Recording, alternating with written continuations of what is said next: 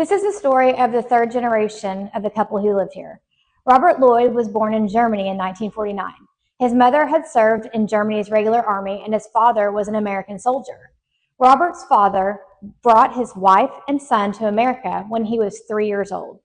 In 1968, at his parents' insistence, Bobby joined the U.S. Army, leaving to fight in the Vietnam War in March of 1968.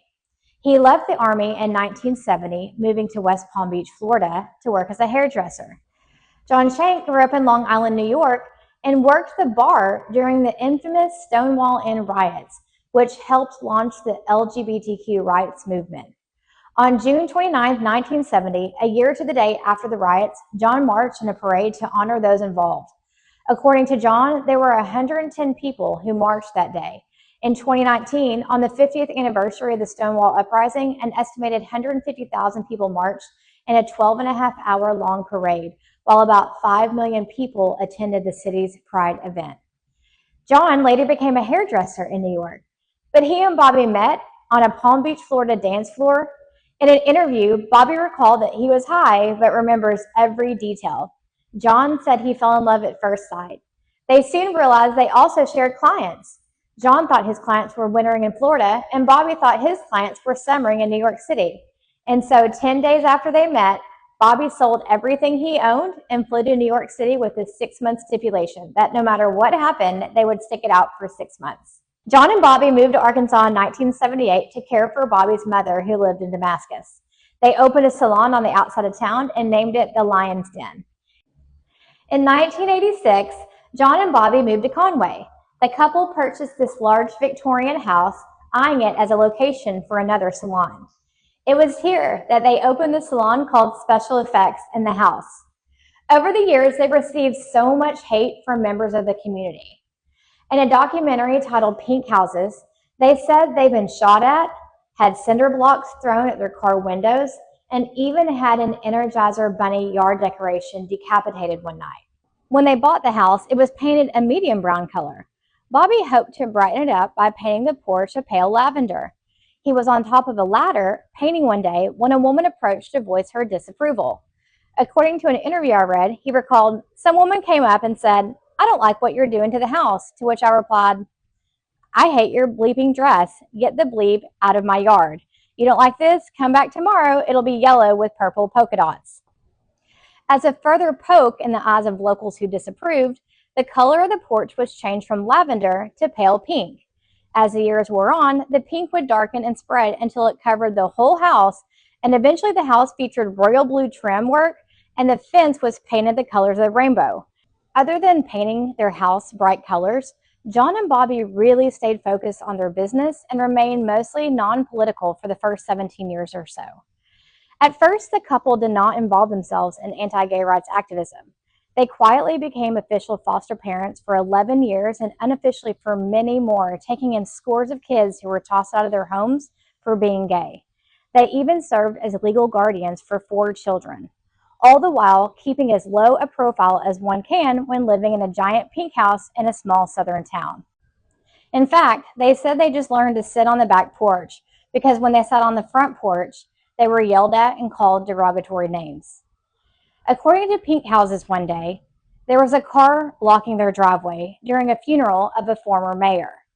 The police were asked to help move the car. They refused to help, so John and Bobby called authorities to make a police report. They went outside to take pictures for evidence, and the next thing they know, the police arrived and kicked the front door open.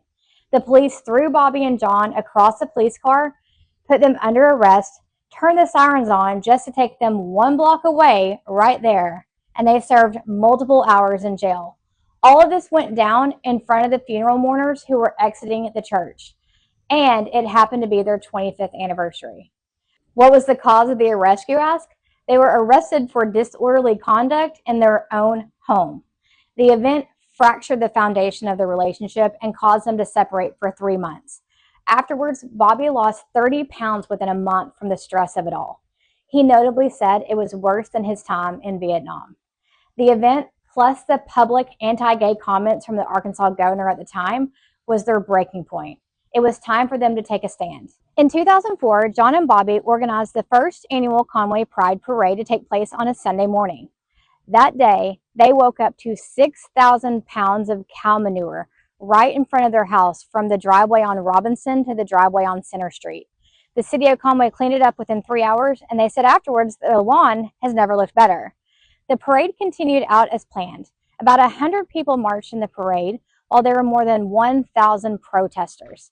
The parade has now become an annual event, drawing more marchers and fewer protesters over the years. After 29 years of being together, John and Robert stood on the steps of the Arkansas State Capitol and married each other. The state of Arkansas did not recognize the marriage at that time.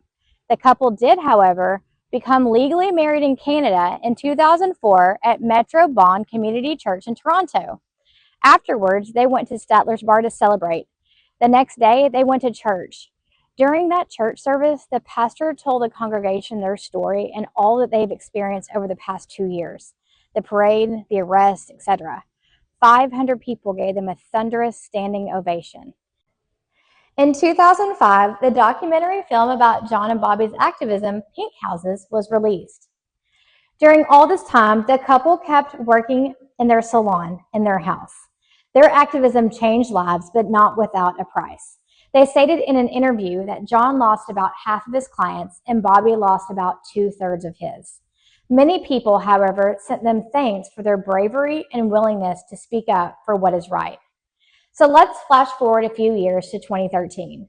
John and Bobby became plaintiffs in the 2013 case Wright versus Arkansas, which was seeking to end the state's 2004 ban on same-sex marriage and non-recognition of out-of-state same-sex marriages.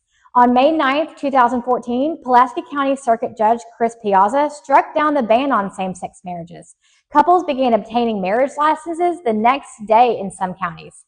John and Bobby were at the Pulaski County Courthouse to support the dozens of same-sex couples who were able to marry, but they decided to wait to marry until they could get a marriage license in Faulkner County. A week later, the case was then appealed, and county clerks ceased giving out marriage licenses to same-sex couples. Over a year later, on June 26, 2015, with a 5-4 ruling on a different case, the U.S. Supreme Court announced that states cannot ban gay marriage, legalizing it nationwide and therefore closing the Wright case.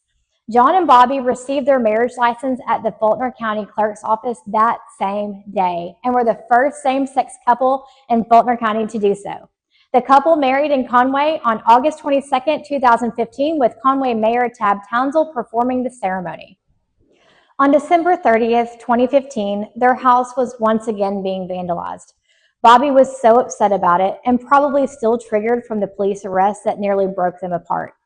John asked him to go upstairs and try to calm down while he spoke to the police. But Bobby never made it completely up the stairs. He died suddenly of a heart attack and passed away.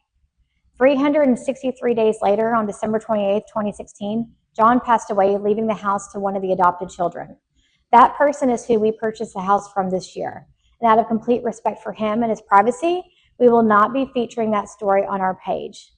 A few short videos does not even begin to cover the effects this couple had on the Pride community, not only locally, but nationwide. I hope you've enjoyed hearing about each generation that I've shared along the way, and I look forward to sharing with you the ways in which we intend to honor each generation, not only throughout the interiors of our house, but also through an upcoming fundraiser. So stay tuned, and thank you so much for watching.